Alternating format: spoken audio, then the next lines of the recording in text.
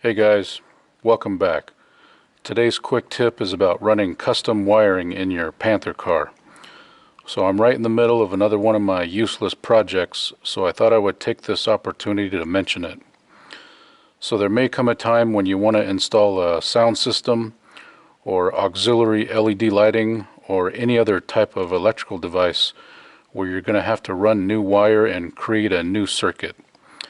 And I think we all know it's a good idea to use this split wire loom when you're going to run bare wire to keep it from getting chafed or damaged. But depending on your application, you might not have room to run this split wire loom, and depending on the type of wire, you might be able to get away without using it. For example, like these USB power cords for dash cams. So I've got two tips. So I like to get my favorite low adhesive painter's tape, and I get a whole bunch of pieces of it here.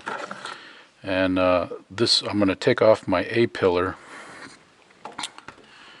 and you can see that I've got the power cord taped up inside here to keep it from moving around or getting nicked on any of this sharp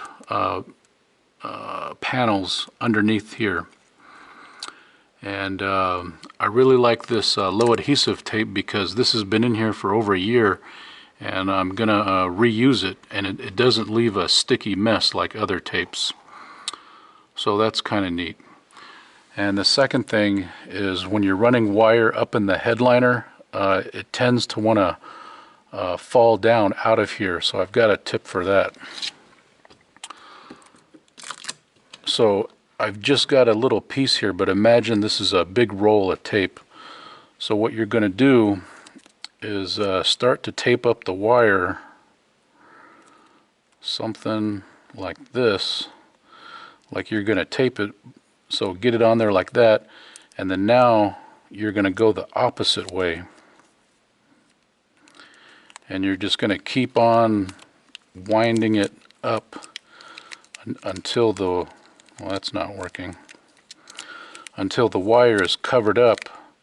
And it's going to do two things. It's going to offer you a little bit of protection against nick and cuts, and it's also going to keep the wire in place. So let me show you what that looks like.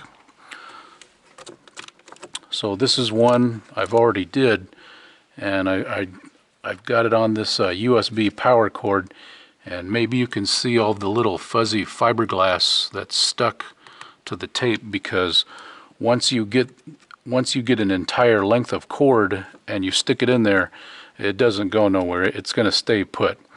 And once again, because it's low adhesive tape, it's not going to leave a sticky mess, and when you want to remove it and reconfigure it, it's not a big deal.